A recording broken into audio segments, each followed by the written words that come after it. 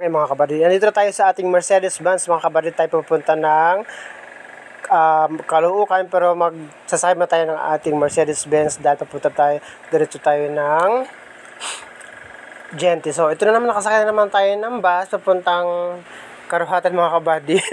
Karuhatan mga kabady. So yun, so ito na, baba na tayo, then magalan. Uy, ang sweet naman ninyo, grabe, sa tirik ng araw. Hawakan mo buddy, baka mawala. Alright mga kabady, lalakad tayo dito sa may kahabaan ng Gente, Karuhatan mga kabady.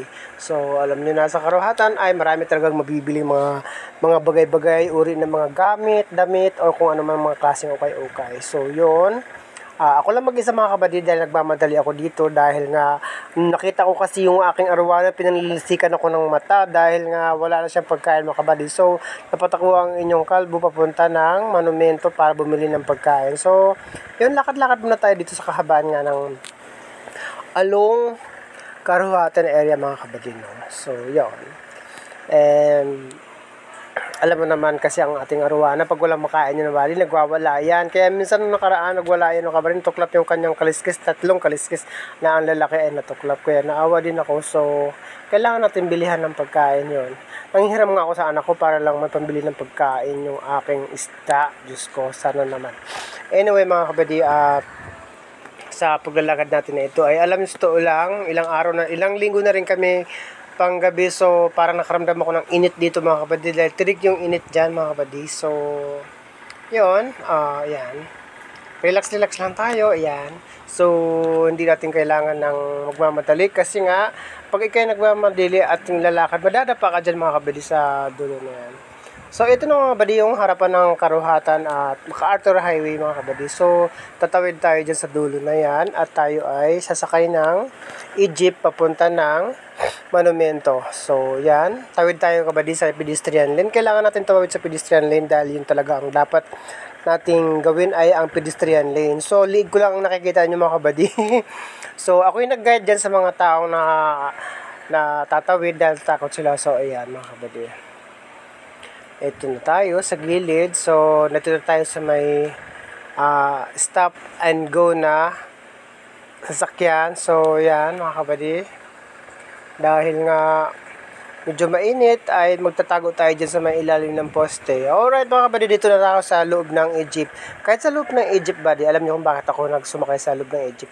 Dahil malamig, kahit tatayuan lang yan, malamig naman, hupaan naman ako ng init. So yun, alright mga kabady, dito na tayo sa may ilalim ng LRT station mga kabady, dito sa may in front of SM Grand Central Caloocan City mga kabady. So tatawid tayo dito mga kabady, no? At syempre ang ating sadya ay medyo malayo pa dyan sa lugar na yan. At yun, so shout out pala sa ating mga followers dyan, viewers, maraming salamat sa inyo lahat. Sa mga Bisaya, maayong hapon sa tanan, o sa mga kaulo, madyaw ang buong kamayo, asa ni kanatin, asa ni Barangay Shanghai, shout out sa inyong tanan, asa ni kanatin. Okay, dito na tayo, nakatawid na tayo mga kabady. So ayan, patawid pa lang pala tayo mga kabady.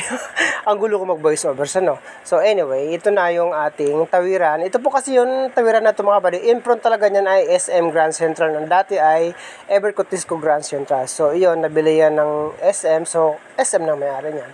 Anyway mga kabady, ito na yung ating lugar kung saan tayo ay bibili ng feeder at saka yung pellet para sa ating isda. Alam mo naman ay fish lover tayo mga kabady. So kailangan talaga, kahit gaano kalaki yan, pagdating sa pagkain ng isda ay talagang, ayan mga kabady, yun yung ating pinupupuntahan talaga. So nandito na tayo sa may Jerry's Pet Shop mga kabady, no? Sa may Caloocan po yan, sa beside of SM Grand Central Caloocan City mga kabady. Yan. So ito na sila. Ayan mga kabady, tingnan nyo.